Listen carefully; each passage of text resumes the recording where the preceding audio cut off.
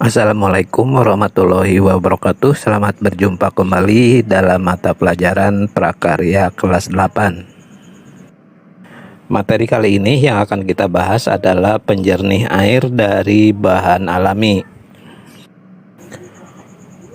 Pada saat musim kemarau, sebagian warga masyarakat mengalami kesulitan mendapatkan air bersih. Permasalahan kesulitan mendapatkan air bersih pada musim kering tiba karena pada musim hujan air tidak terserap ke dalam tanah dengan baik. Ketika musim hujan tiba, banyak air yang tercemar limbah dan keruh yang menyebabkan berkurangnya kualitas air tawar. Air yang tercemar dapat dilihat dari perubahan warna, rasa, dan berbau. Menghadapi permasalahan kekurangan air bersih tersebut,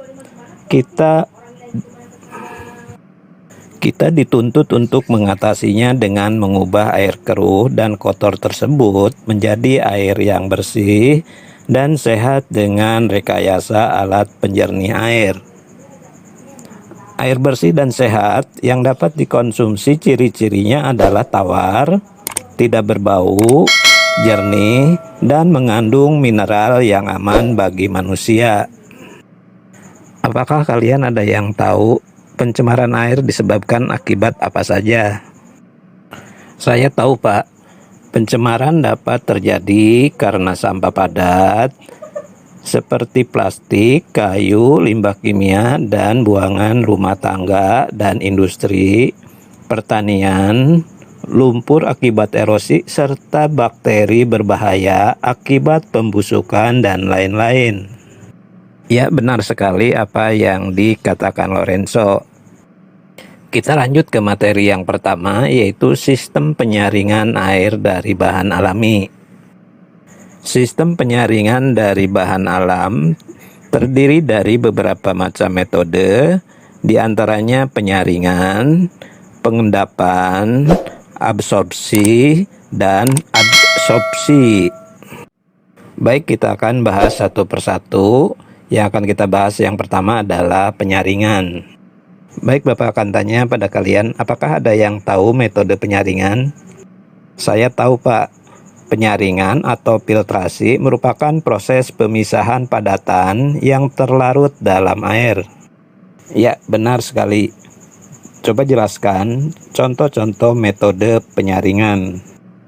Baik, Pak, akan saya jelaskan satu persatu. Yang pertama adalah saringan kain katun. Filter penyaring air dengan menggunakan kain katun merupakan teknik penyaringan yang paling sederhana atau mudah. Air keruh disaring dengan menggunakan kain katun yang bersih.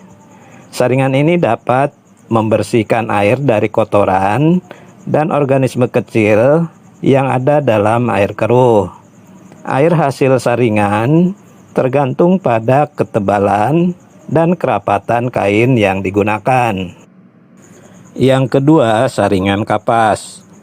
Filter penyaring air keruh dengan menggunakan kapas dapat memberikan hasil yang lebih baik dari teknik sebelumnya. Seperti halnya penyaringan dengan kain katun, penyaringan dengan kapas juga dapat membersihkan air kotor dan organisme kecil yang ada dalam air keruh. Hasil saringan juga tergantung pada ketebalan dan kerapatan kapas yang digunakan. Ya, penjelasannya benar sekali. Yang ketiga, aerasi.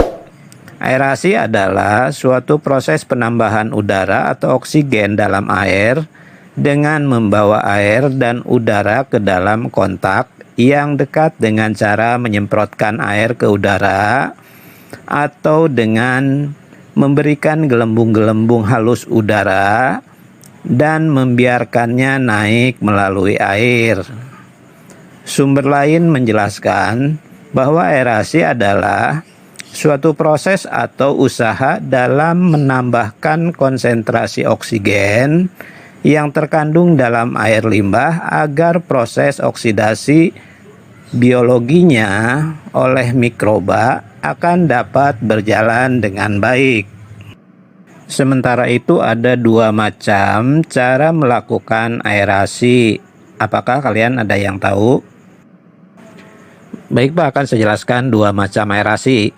Yang pertama, memasukkan udara ke dalam air limbah menggunakan sebuah benda, yaitu poros atau nozzle yang digunakan untuk memasukkan udara atau oksigen murni ke dalam air limbah.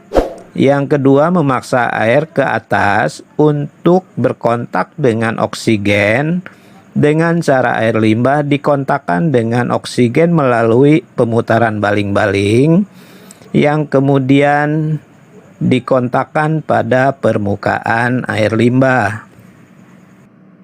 Ya, benar sekali, pemaparannya sangat jelas. Kita lanjut ke materi yang keempat, yaitu saringan pasir lambat. Yang keempat, saringan pasir lambat.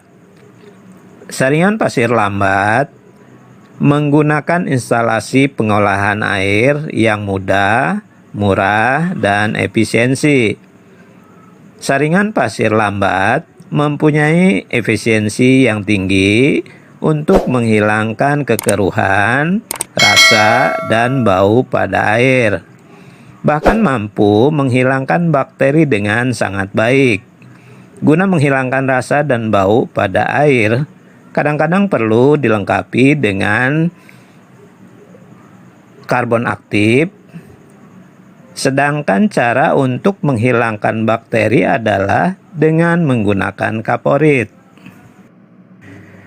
Terdapat dua jenis pemisahan air dengan menggunakan proses saringan pasir lambat, yaitu dengan saringan pasir lambat konvensional dan saringan pasir lambat upflow.